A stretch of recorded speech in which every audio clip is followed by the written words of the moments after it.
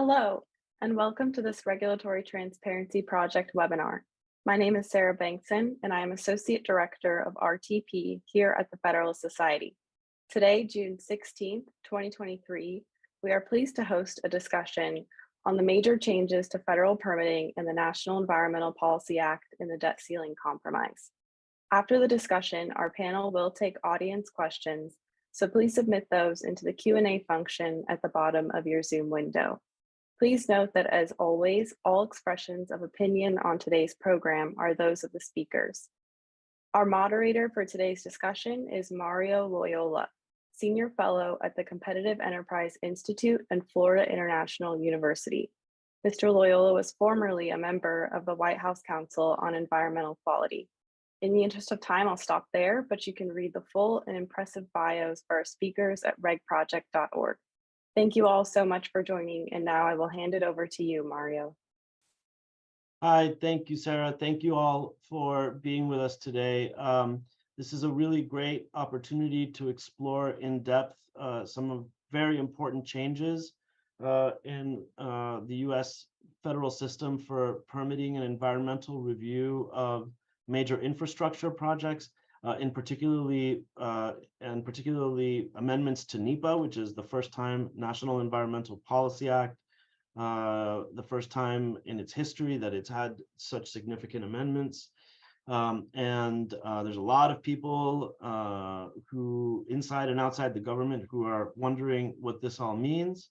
And we're going to try, we have a great panel today to try to answer some of those questions for us. So we've got Emily Dominic, who is Chief Policy Advisor to the Office of Senior Policy Advisor and the Office of the Speaker of the House, Kevin McCarthy. We have Thomas Connolly, who is Chief Counsel to the House Natural Resources Committee. We have Jason Hill, who's now counsel at Hunt and Andrews and a former Chief Administrative Judge at Department of Interior. And finally, myself, Mario Loyola, I'll be moderating and walking us through some of the issues and posing some of the initial questions for my fellow panelists. I have a particular insight and interest in the topic because I was at the White House Council on Environmental Quality from 2017 to 2019.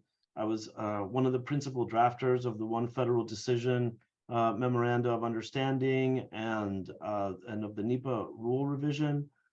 So I am very happy and pleasantly surprised to see some of the most important changes that we pushed for have wound up in legislation. And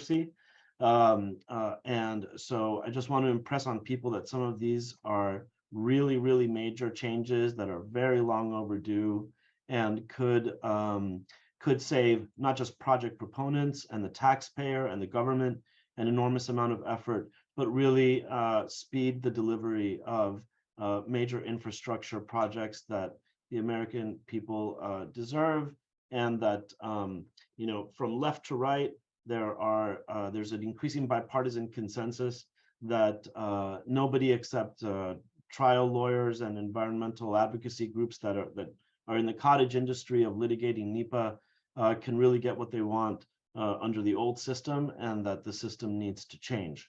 And so some of these changes are really going to shake things up, and hopefully for the better. So I'm going to depart from the normal order of asking the panelists to take 5 or 10 minutes to give their comments. And instead, I'm going to walk through what I see as some of the major issues and give what I think is just a capsule summary of the issue of the change in the law, and then ask Emily, Thomas, and Jason to comment on those on the particular change. And then, in the interest of time, because I think we're going to lose 1 or 2 of the panelists before the end of the hour, we'll try to proceed quickly through each of the issues, and I have, you know, maybe 7 or 8 that I hope to get through by the end of the hour, and then hopefully we can open it up to questions. So I guess I'll start just by saying that, and I'm going to share my screen for some of these because the first couple of questions I'm going to ask are fairly in the weeds, and so this is really for the lawyer nerds who like reading code. But I'm going to share my screen and try to show you all what I'm talking about so that we can focus in on the legislative text. In the first instance, we are going to talk about the time limits and page limits on the NEPA process that have been brought in. And I'll just say that this is a very difficult issue for several reasons. What the law does in the Fiscal Responsibility Act is it says that agencies have 2 years to complete an environmental impact statement and 1 year to complete an environmental assessment. With respect to page limits, it says that agencies are given a maximum of, I think it is 150 pages for an environmental impact statement and 300 if it's extraordinary complexity. And so I have questions about each of those. And the most important one has to do with time limits. So I'm going to share my screen briefly and just head over to the text of the legislation. Tell me if anyone has a problem seeing that. But basically what we have here is, in general, except as provided below, with respect to a proposed agency action, a lead agency shall complete the environmental impact statement not later than the date that is 2 years after the sooner of the date on which such agency determines that NEPA section 1022C requires the issuance of an environmental impact statement, or the date on which such agency notifies the applicant that the permit application is complete, or the date on which such agency issues a notice of intent to prepare the environmental impact statement. That notice of intent is typically published in the Federal Register. So the question that I have about this is that I think it's important to ask is the following. This is an idea that was derived from the one federal decision policy, and the problem that we had right away when we did it in the White House, it was 2 years from the third of these milestones, which is the publication of the notice of intent to prepare an environmental impact statement in the Federal Register. As the casual observer will readily appreciate, if the agency gets to decide when to publish the notice of intent in the Federal Register, and there's no right of action to force the agency to publish that notice of intent, then the agency is in complete control of when the clock starts ticking. And we saw before even I had left the White House Council on Environmental Quality that agencies quickly gamed this system. And they did it in a way that actually produced the opposite of the intended result, which was that they started front-loading the entire NEPA process before the publication of the NOI, just to make sure that they had all their ducks in a row. And we immediately heard from project proponents that the net effect was that everything was taking even longer. And so from the time that they filed their initial permit application to the record of decision and publication of the final environmental impact statement was taking much longer than 2 years, or was going to take much longer than 2 years. And I can only assume that these changes are meant to address that. This is a very difficult issue. As long as the agency has any control of when the clock starts ticking, there is a substantial probability that the agency will be able to game the system and escape the time limit. And so I think what I would like to ask Emily is how this is supposed to work, and especially what does this first one actually mean in practice? The date on which such agency determines that section 1022C requires the issuance of an environmental impact statement with respect to such action raises the question of who at the agency determines that, who at the agency knows that? I mean, under what set of facts is this condition satisfied is basically the issue. I ask the question because if I file a preliminary permit application for a solar project on BLM land in Nevada, for example, or a hydropower project in somewhere else, the agency is going to know immediately that if the process proceeds, it's going to require an environmental impact statement. And so I guess my simple question is, what set of facts would satisfy this first condition and start the clock ticking on the 2-year time limit? Thanks so much for the question. Before I sort of dive in on the technical stuff, I want to kind of take a little bit of a step back to give the framework of where we started with this proposal. I think you rightfully note that a good piece of this legislation is based on the work that the Trump administration did, both through their NEPA reg and through the one federal decision memo. I think the idea here was to get as much as we possibly could enacted in law so that we had somewhere to build off of for the future. I think just in context, the first meeting that I took with the White House on this, they told us that touching NEPA, statute of NEPA, was an absolute non-starter and was something that was completely unacceptable in the confines of this negotiation and negotiations in the future. And that in order to get anything that sped up any timelines whatsoever, whether we did it through the FAST Act or through another mechanism, we would need to put some really big pieces on the table for transmission. I think that the real takeaway from this legislation is, while it is not perfect by any means, and we certainly didn't get everything we wanted, we got most of what we wanted here. Number one, crossing a red line from the White House, and number two, without having to trade away any major equities that were brought to us by the folks on the left. That leaves us open to, number one, come back to NEPA in the future for some of the big items like judicial review that we weren't able to touch on specifically here, and also to put on the table some of the other major permitting reform pieces, such as pipelines, mandatory leasing, things like that came in the HR 1 proposal. So I will by no means say that everything in this legislation is ironclad and perfect the exact way it is, or that it's not going to allow a left of center administration to try to continue to delay. I think those pieces still exist. However, we went from having literally nothing in statute on any kind of deadline or timeline to having something that's here so that project applicants can point to a process that allows them to say, hey, look, number one, you're supposed to follow a specific timeline. I think to your point about an agency knowing whether or not they're going to need to do an environmental impact statement or some kind of assessments, sometimes that's really clear cut. I think in other cases, there is some deference to the agency on whether or not they have to prepare these documents. Some of the language that's later on in the bill that focuses on the major federal action, for example, gives agencies, perhaps under a friendlier administration, the leeway to say, you know what, this project doesn't qualify for something that needs to go through NEPA. We wanted to be able to preserve some of that flexibility. And then the last piece of this is, for the first time ever, we have a right of action for project applicants to say that they are not following the process here in proposed here in this legislation. So I think you're right to point out that there are still opportunities for the agency to perhaps delay the publication of a notice of intent. I think that's certainly something that could happen, but right now there's no deadline at all.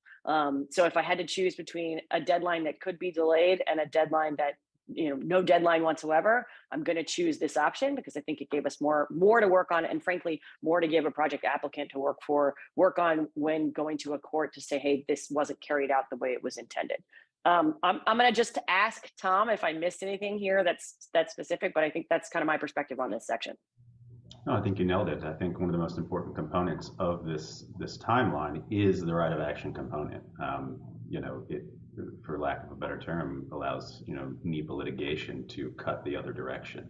For the first time, project applicants and those interested in getting their projects started and completed have a mechanism by which to force agencies to take action.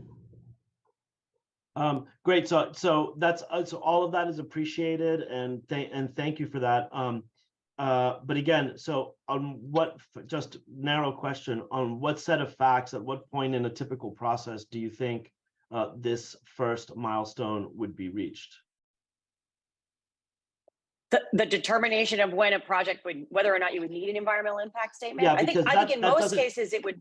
I think in most cases, like for example, the example you raised, where you provide you put in a permit for something that almost always goes through that process, you'll immediately know that you need to, the agency will immediately have a process that identifies you have to go through an environmental impact statement. If you're building a project on federal land, that's pretty clear cut.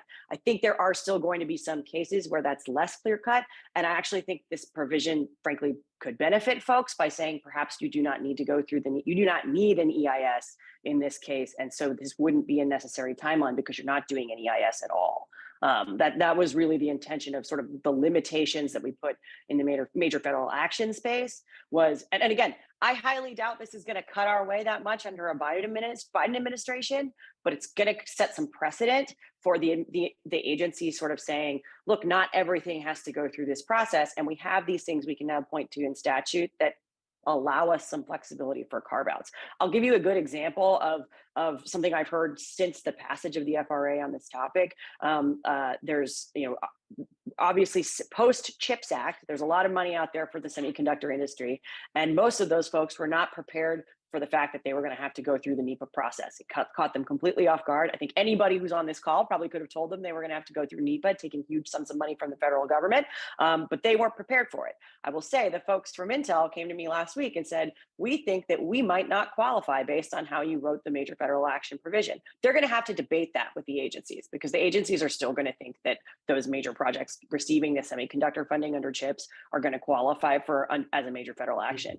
But because that's not as clear cut, that's a place where perhaps the agency won't be able to immediately right out of the gate say an EIS is necessary. So thank you for that. So that's a perfect segue to what's going to be the next issue I wanted to ask you about, which is the new definition of major federal action. And just to set the stage a little bit here, so people know what we're talking about. Section 1022C, which is the core section of NEPA, of National Environmental Policy Act, requires, in the original version, required the responsible official at the agency to prepare an environmental impact statement for any major federal action significantly impacting the human environment. The question that immediately arose in the 1970s, and a circuit split developed over this question, was whether major federal action was a separate standard that needed to be met independently of significantly impacting the environment in order for the EIS requirement to be triggered under NEPA. And so this is a very difficult question. If you think about it conceptually, it's kind of one of those things you could see kids sitting around in a dorm room debating all night long. It's somewhat metaphysical. And there were some circuits, it was a minority, that said, you know what, if it's a significant impact on the environment and the federal government's involved, ipso facto, the action must be major. So we're just going to say that it's a major federal action if it's a federal action that has a significant impact on the environment. The problem with that approach is that it violates, among other things, a basic canon of statutory construction, which is that you're not supposed to presume that a word in a statute means nothing. And to say that it's a major federal action, if it's a federal action that significantly impacts in the environment, basically reads the word major right out of the statute. Unfortunately, that is the approach that was adopted. What's called the unitary standard as opposed to the binary standard was the approach that was adopted in 1978 when CEQ published its so-called regulation of NEPA. I say so-called because it's really just an executive order dressed up to look as a regulation. But when CEQ adopted its regulation, so-called regulation of NEPA in 1978, it adopted the unitary standard. And so we went through a difficult process of trying to define major federal action. And one of the points that we were arguing about internally for several years in the White House. And I think that you've gotten a great stab at the problem here by saying that major federal action means an action that the agency carrying out such action determines is subject to substantial federal control and responsibility. Now, I'm going to ask you a question about what this means, but I'm going to parse it because in the next couple of issues that we raise, we're going to be talking about statements of purpose and need, And you'll see then the distinction that I'm drawing here, why it matters. When we talk about major federal action, if you go back to the Sable Trail case, the FERC versus Sierra Club versus FERC, August of 2017, what was at stake in that case is whether FERC had to account for the downstream carbon emissions as a proxy for climate impacts of this pipeline that was already in operation, given that the pipeline was just feeding a power plant in Florida that was totally subject to the jurisdiction of Florida authorities and not subject to the jurisdiction of FERC at all. And FERC's argument was, we don't have any control over what the state utility is going to do with the gas that this pipeline supplies. We don't know if they're actually going to use any of this gas, and so we cannot be required to account for these far downstream impacts, which are the climate emissions. And the argument basically was, those impacts are not in the control and responsibility of the agency, the impacts, right? Here, what this appears to say is that the major federal action means an action, agency action, which is the permitting decision, that the agency carrying out such action determines is subject to substantial federal control and responsibility. And I'll just point out that on its face, that seems somewhat circular, because the agency permitting decision is always, by definition, in the control and responsibility of the agency. And what I hope that a court looking at this provision will read into it is that the action means the action with all of its impacts. Because otherwise it would just be a circular definition. But let me stop talking and let me ask you, Emily and Thomas and Jason, also feel free to weigh in on the definition of major federal action, which, if it's effective, is a very important limitation that will revive, I think will revive an important part of the original intent of NEPA. Yeah, so I'll just speak to the intent here. I think we approach this as trying to get as many potential limiting factors included in a definition of major federal action as we possibly could. Again, I'll start with the starting position from the White House was that they didn't want to include anything, including things that frankly were referenced in their own regulations, which is part of what makes this so complicated is that where we ran into a lot of places, there would be something that was in the existing reg under the first Biden administration round of regs, but they didn't want to codify it because they were hoping to undo it later in the process. So this is an example of one of those things where there is a reference to, I believe it's 2 out of 3 of these pieces in the existing regulation, but they were not interested in codifying it, and they were really resistant to our efforts to sort of say, we want to say, this minimal or federal funding piece, the minimal federal involvement when an agency doesn't necessarily control the outcome of a project. And I'll give you some examples of kind of what we had in mind when we thought of this process, and then limits on applying NEPA where they receive loan guarantees and other pieces of small financial assistance. I will note that one of there were 2 pieces that were in the original draft of Builder that are not included here because we simply were not able to get them in the negotiation. One was a limitation on the time of the impacts of a project. So we had a 10-year window. Another was just simply triggering NEPA through an interstate impact. I think truthfully, we could, if we'd had a little more time, we might have been able to close that, but we just weren't quite able to get the folks in the White House comfortable with those provisions, or frankly work the language in a way where they felt like they weren't going to get completely attacked by the left on some of the bigger long-term impacts of projects. But we see this very much as a good first start. To your point earlier, I think we want to give projects the opportunity to go to, frankly, to lobby the administration or to go through the legal system and say, we don't think we qualify as a major federal action. And here's our argument for why. In the current statute, you don't have any real way to do that.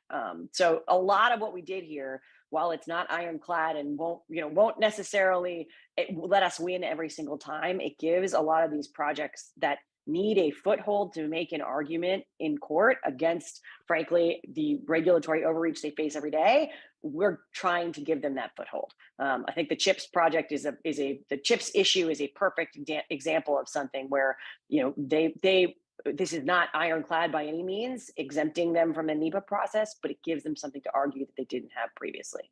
I would say, I think the next piece of this is something that we really do want to pursue in the future is getting back to that. The interstate impact, for example, is one that I think is really important. We don't want, one of the examples we used when we talked about this with the White House was we don't want to have to do NEPA for an entire project if you're only crossing federal land in one corner. That's that's how the process works now. It's something that we'd like to try to move away from, but we just simply weren't able to get it in code here because, frankly, we were negotiating without the ability to, frankly, trade much away that the White House wanted. So that puts some limitations on us here. But I agree with you. I think there's opportunity to interpret this in a way that gives people the ability to say, look, I don't think this project applies for NEPA. Another example that we'll use in terms of the minimal federal funding piece is we looked at, my boss is from California, and we have a lot of California water projects that either get funding through disaster assistance or something through that process, or they get a minimal amount of federal match for what is largely a state project. Those were the kinds of things we had in mind when we were looking to exclude folks from qualifying under this major federal action space. Tom, did I miss anything? Anything to add? No, you summed it up well. Yeah, I think, when I looked at this, thank you for that history. I think it's interesting, Emily. When I looked at this, it looked a lot like, 1508.1Q that was in the regulations. And then I was trying to figure out where it matched up. And so certain things like the first one was the sixth one in the regs, the second one was the fifth one, the third one was the seventh one, the fifth one was the fourth one, and 6 and 7 were 1 and 2. So but it was all kind of already there in the 2020 regs. Another change that I kind of noticed was at the very beginning where it talks about major federal action means an action that the agency carrying out such action determines is subject. In the regs, it just said federal control and responsibility, and what I saw was the addition of substantial into the statute, which seems to signal a little bit more narrowing perhaps than was in the regs. And so this is really interesting. When I look at the non-discretionary language, I had the question last year when the IRA was passed, and still have it as to why they're doing NEPA on the leasing, the offshore leasing provisions that the IRA required them to do by a date certain. It seems non-discretionary, but they're still proceeding with doing NEPA analysis on those offshore lease sales. We were having discussions yesterday, and I think the loan provisions are pretty interesting on this. That held up a lot. DOE just kind of released some funding guidance on different grant programs, and so I think that these loan guarantee issues are things that there's already stuff in the pipeline where they're doing NEPA, and it's at least worth the project proponents going back to the agency and saying, have you looked at this? Are you sure that we need to do NEPA on this, like you're proceeding? And, I was just having that discussion yesterday with one of my colleagues on a project we're doing for a client of, like at the end of the day, this is a loan guarantee. Go back and read the regulations, go back and read the new statute. And so I think, there's some good stuff in here. And, the key of this is, the way it ties to section 102, which is really the action forcing provision and always has been in this NEPA, which is a relatively short statute, and that provision's pretty short. But, if it's not a federal major action or major federal action, then arguably you're not having to do NEPA on it. And this kind of gives you some clear-cut exceptions to that that have now been codified. I think there was some worry as to whether any of this would be included in phase 2, and now there's now it's clear it has.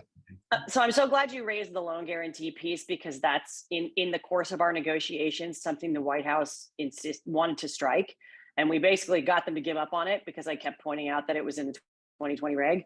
And I think, you're absolutely right to say that there was an intention to cut some of these provisions from in the phase 2 regulations from this administration. I think they had, it was very clear to us that that was something that was on the table for them. And it's part of why we pushed so hard to codify it, even though it's not perfect. I think there's a lot more that could be in here. But every single piece that we can get in the statute makes it harder for them to roll something back in a future reg.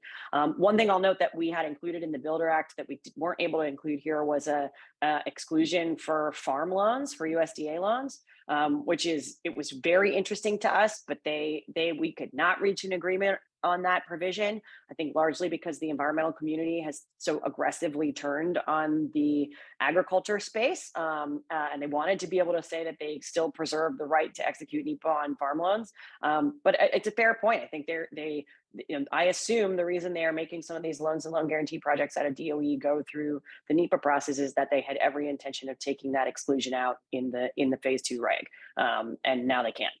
So even if that's like, those are the kinds of things that we get done in this provision, is making it harder to take away a freedom in a future reg, then it was worth doing. And you've got a farm bill coming up, and now that you've got a list, you can add to it.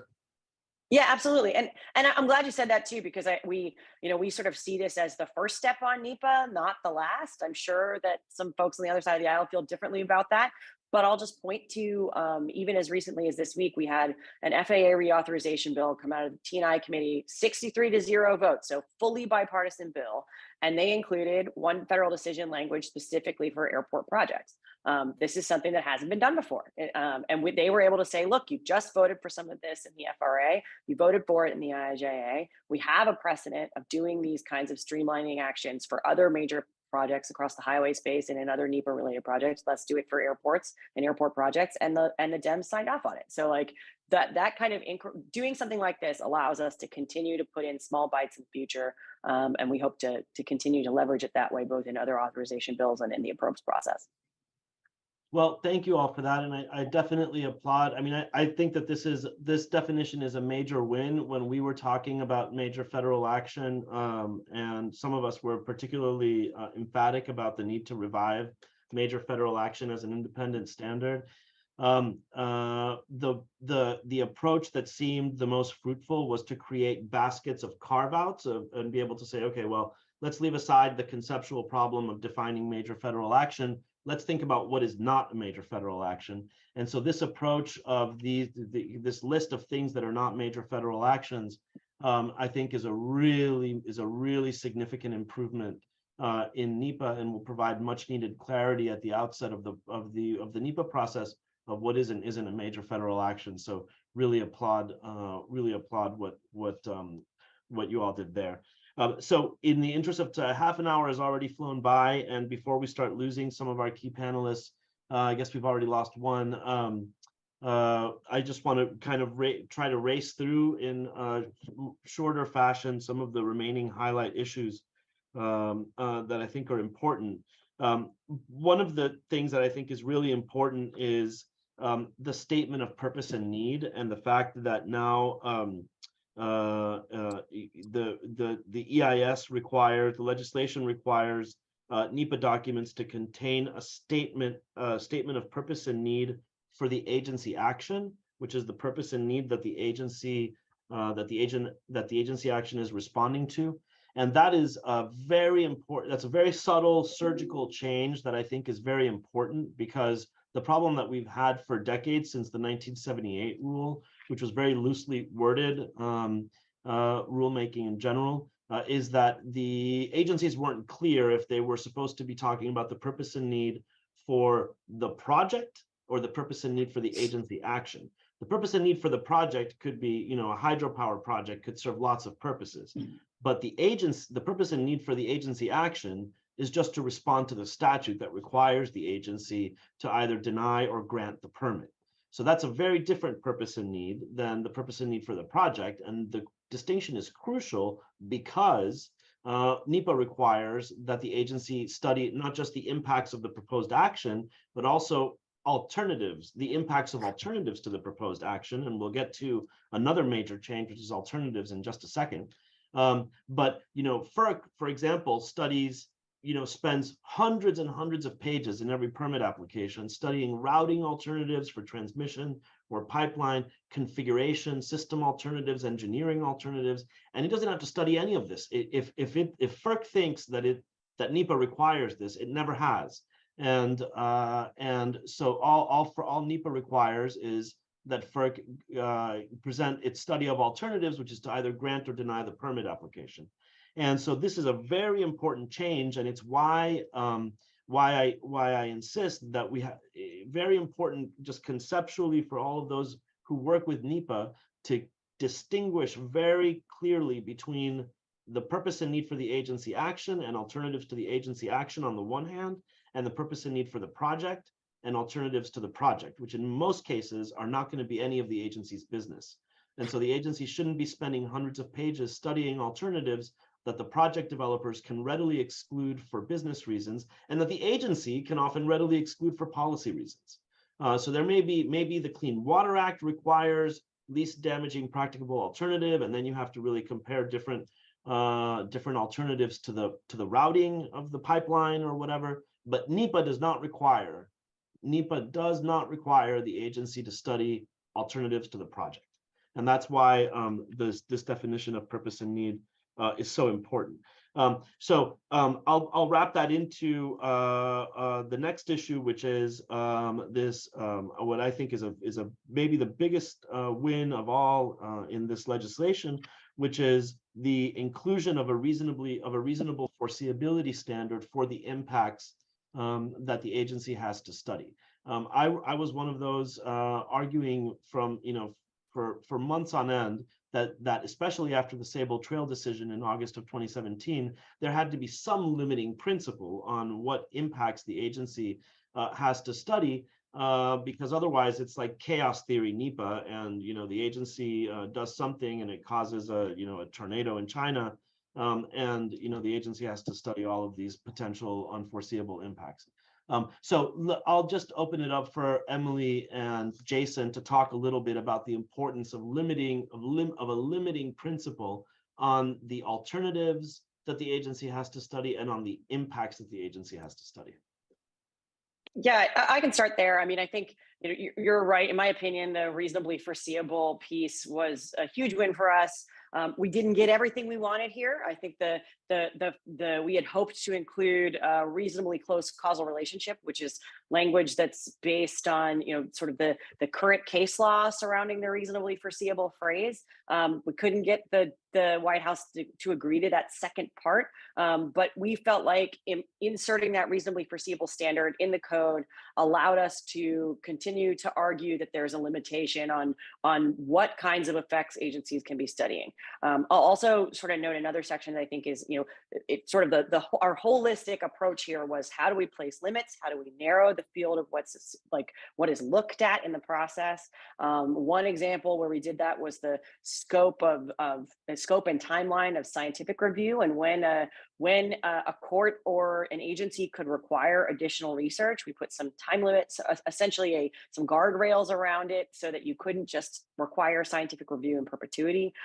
We took that same approach when we look at that reasonably foreseeable standard. Is we want the agency to be looking at things that they can predict in the future. We can't be in a position where we have a federal agency that can say, well, there's a potential for an impact in decades that could potentially maybe be attached back to this project. They could argue that now, or they could argue that before this was put in statute. So the goal is to say, okay, you need to tell a judge, based on the case law for reasonably foreseeable impacts, are we meeting that standard? And we felt like that was a really big step forward. And again, we're not done here. We still have more restrictions that I think we could put in the statute, but it also gives a really good foundation for a future administration to build a stronger regulation. That's very helpful, because I think that the reasonably foreseeable language coming into really that core action forcing part of 102, it wasn't there before, and now it's clearly there in the statute. The concept of reasonable foreseeability, though, has always been kind of kicking around in effects. I mean, it was in the 78 and in last year's changes, under cumulative impacts and things, and then it was in the 2020 regs. The really important part was that kind of reasonably close causal relationship. So it's interesting to understand, kind of how that didn't get picked up too. There is a definition in the 2020 regs for reasonably foreseeable, which is sufficiently likely to occur such that a person of ordinary prudence would take it into account. I think it's really interesting. I think another interesting kind of limitation in that section 102 is the except where compliance would be inconsistent with other statutory requirements.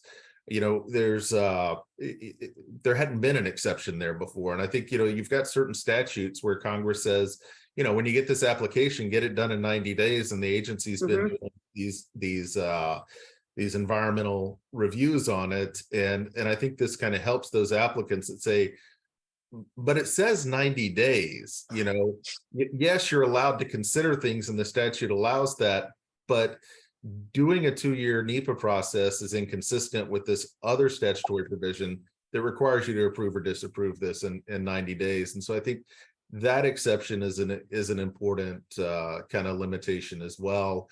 The alternatives to the proposed agency action, talking about a reasonable range, including the analysis of negative impacts of not implementing, but really that kind of technically and economically feasible.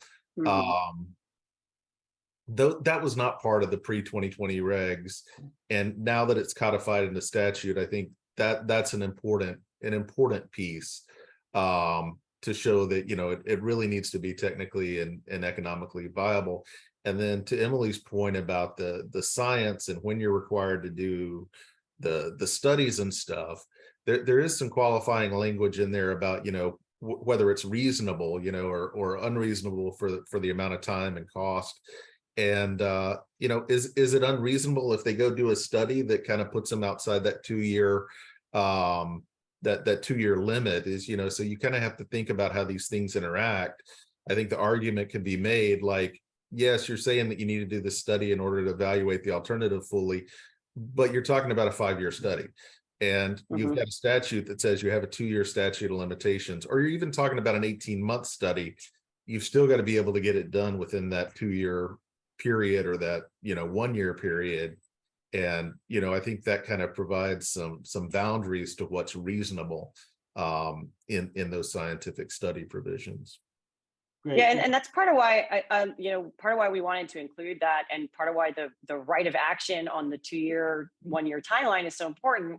That gives you the opportunity, if the agency isn't following this statute and they say, we do want an 18-month study or we do want a 2-year study, you have the ability to go to a court and say, there's no way they can possibly meet their 2-year deadline if they require this additional scientific information. So, but that I think is and they need to really justify it. If they really need it for some particular reason, the agency still has the ability to say that, but they need to be able to justify it in a reasonable way. I will say, I think you're right to point out the reasonably close causal relationship stuff. I think would have been great to have here. I think that'll be something that we definitely bring up in permitting round 2. And it's just the question of, this is a good start, and how do we take it to the next level as we move forward.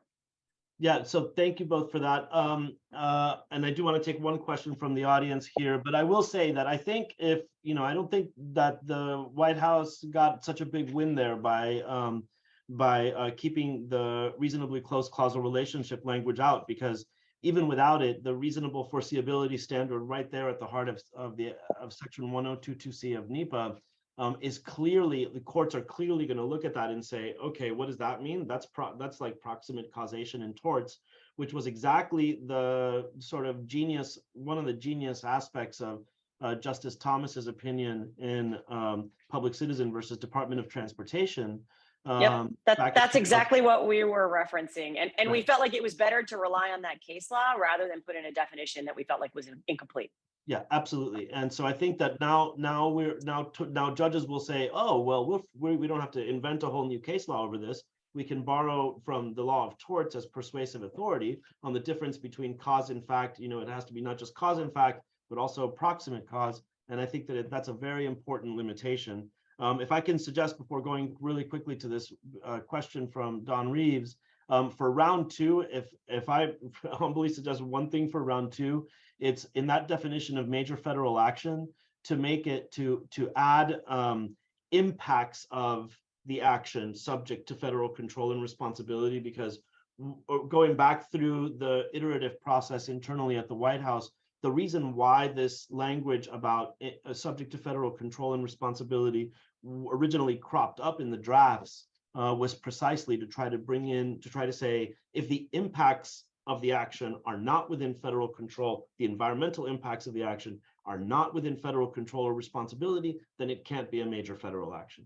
And that means that if it's in the control of some other government or some state government or some local government, it's not a major federal action. I think you have captured a lot of that, though, with the baskets such as minimal federal funding, because a highway project that only has 5% federal funding is minimal federal funding, and that could dramatically in one fell swoop reduce the burden of NEPA environmental impact studies for Department of Transportation, that is in any case delegating them to state agencies, but save everyone a lot of pain and suffering and time.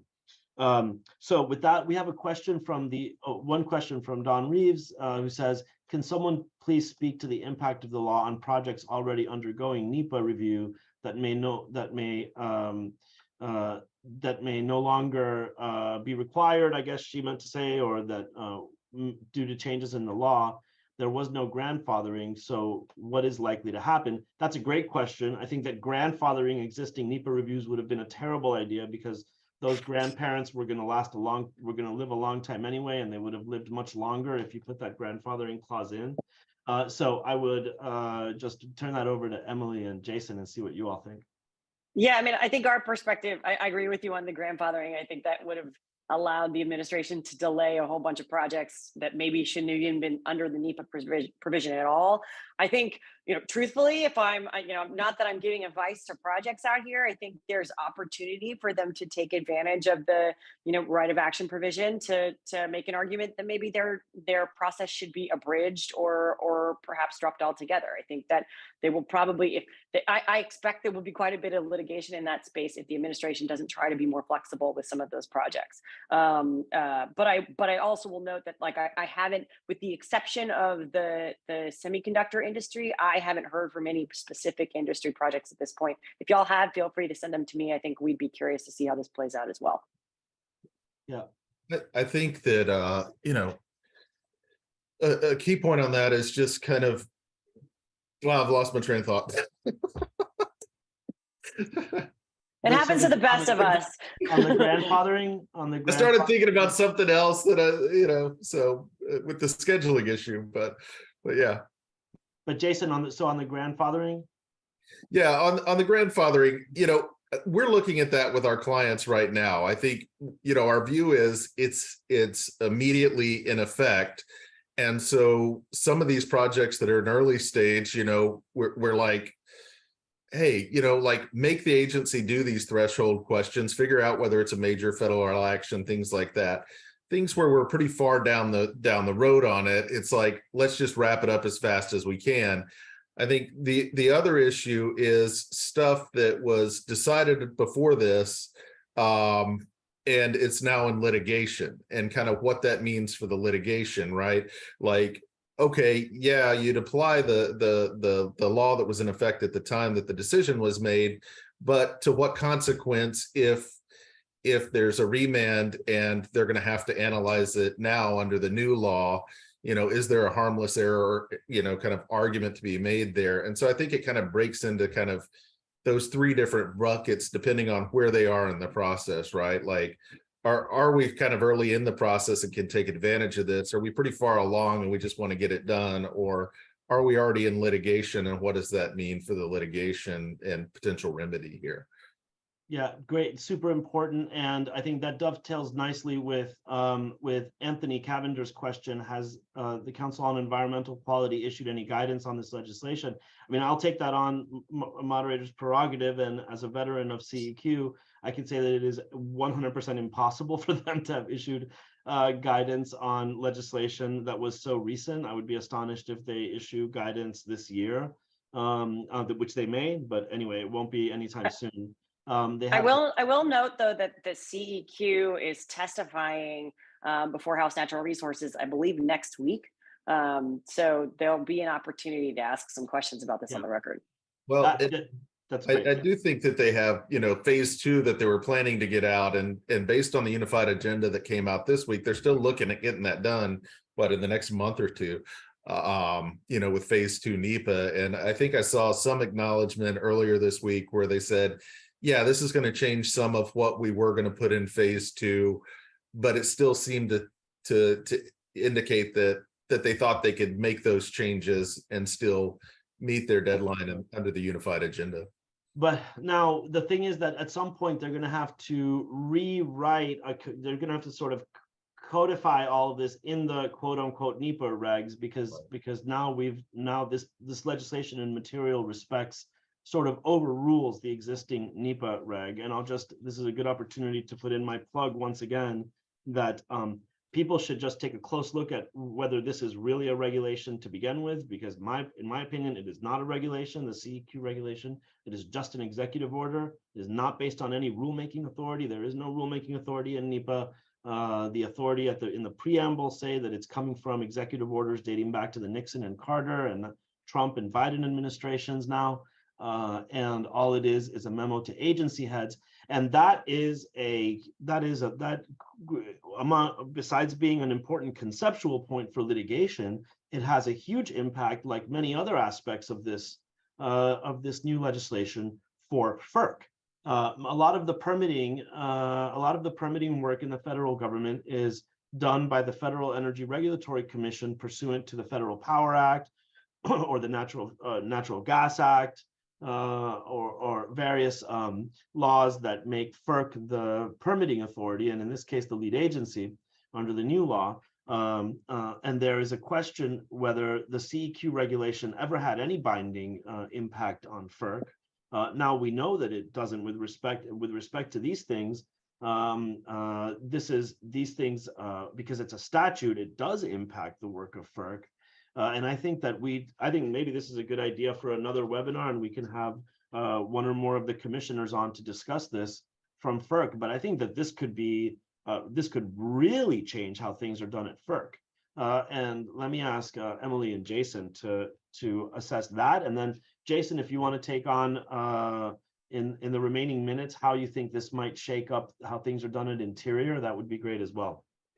Yeah, on the FERC point, I'll just note that we had a lot of conversations at the White House about transmission, and whether or not we'd be willing to include things on everything from cost allocation to minimum transfer to a number of other complicated issues in the transmission space. And I kept coming back to sort of the argument that, look, dealing with NEPA and streamlining the process in NEPA is going to benefit anyone who builds anything that has to be impacted by the regulatory process. And to your point about FERC going through, frankly, endless reviews to look for every alternative and every potential impact, one of the things that's impacted the most by that process is transmission. The same is true for pipelines, but they both run into this big problem where they just are such a big project that they just get endlessly reviewed and litigated. And so we felt like, while we didn't specifically do carve-outs for transmission and spill, in fact, we didn't do carve-outs for anything, we felt like the reforms here would really streamline that process. And I'm very curious to see how FERC interprets it and how we sort of see this play out over the next year, whether there is some real streamlining on the transmission side as well. Jason? Yeah, no, I mean, I don't really have anything to add to what Emily just said. I mean, I completely agree with all of that.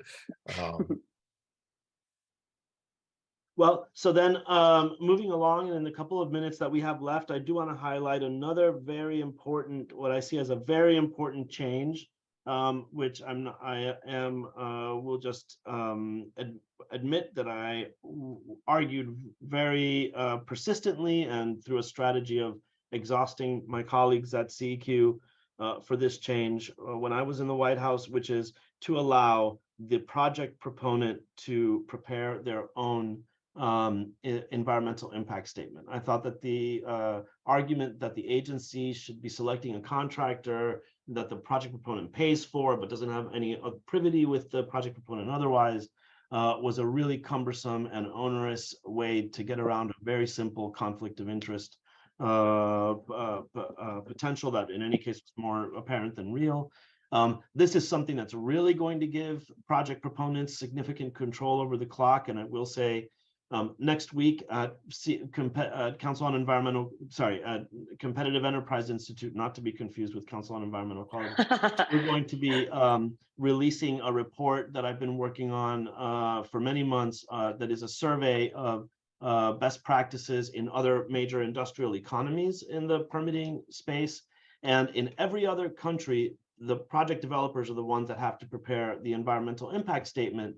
And not only that, but then once they publish the environmental impact statement, and there's an independent commission that can weigh in on whether it's sufficient or not, in some cases like the Netherlands, then government officials are given very tight timetables for responding and making their decisions, sometimes just a matter of weeks, sometimes just days, to act on those environmental impact statements. So this is a huge change that's potentially going to lead to further changes down the road. But Emily and Jason, why don't you talk a little bit about Jason? This has got to be good for you. Yeah, I think this is a great change, you know, and we've had clients that actually have the in-house skills to do this, and I think this allows for that now, which simply wasn't allowed before. You know, you had to go through that whole hiring contractors, and I think this puts a lot more control over the timeline with the project proponents. I mean, I was just speaking on this last week to Essential Minerals Association, and we were kind of talking about, you know, how significant of a change this was. I think it'll be yet to see. I think there's some requirements that the agencies kind of put in some guidance, regulations on kind of how this will operate in practice, but I think it has really great potential. Well, we also saw it as really critical to pushing back against this narrative that the reason that NEPA reviews take so long is because we don't have enough bureaucrats. That is something that's in the Manchin bill. It's brought up all the time when you talk about this issue. And we sort of said, okay, well, really, if it's that you don't have enough people to do the work, we'll give the industry the right to do the work. So that's really what we were going for here. I think, you know, obviously it'll be interesting to see how it plays out when they implement it, but that was the intent. Yeah, and subject to agency verification and adoption, right? So it's still the agency's environmental impact statement at the end of the day. And I will say as well that this is something that actually has survived the rollbacks in the Biden administration of the things that were in the Trump era NEPA rule revision. This is one of there were many things actually from the Trump era rules, many important changes that are still on the books in Biden's CEQ today. And what that represents, and this is a good place to round up and get your final thoughts, Jason and Emily, because we have a hard cutoff in 2 minutes, is that this really represents a bipartisan. The reason why this is possible, the reason why it was possible to amend NEPA at all, which is like the sacred cow for 50 years, hovering over the American economy, is that there's an increasing bipartisan consensus that amending NEPA and fixing this process is good for everybody. And that's why so many of the ideas that the Trump administration had came from the Obama administration, and Biden has preserved Trump rules, and now we're codifying these in these legislation. It's just a big win all around. So on that, with that, congratulations. Emily, final words from you and Jason. Yeah, I'll just say we had to fight like hell for this. I know there's plenty of bipartisan interest in addressing NEPA, but it sure didn't come across from the White House. Big credit to Congressman Garrett Graves and to the Speaker for he had to directly engage with the president on this multiple times. So we're really excited to see how it moves forward and frankly to build on it in the future. Super, thank you, Emily. Jason? Yeah, I mean, this has been kicking for a long time. Go back to the 1978 preamble. I mean, the fundamental purpose of NEPA is to help improve decision making, not to create useless paperwork and waste time.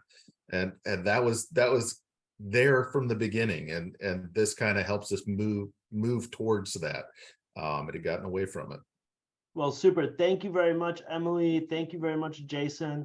Thank you very much to Federalist Society Regulatory Transparency Project for hosting this valuable and insightful webinar. Thank you for having me, and thanks to all of those who joined online. And we're all available to answer further questions, so please be in touch. And to be continued, don't miss next Thursday's report release event at Competitive Enterprise Institute. Have a great weekend. Oh, thank you, Mario. And again, I just want to thank all of our speakers for sharing your time and expertise with us today. And to our audience, thank you for tuning in. You can find more of our content on our website at regproject.org or follow us on any major social media platform at FedSocRTP to stay up to date. With that, we are adjourned.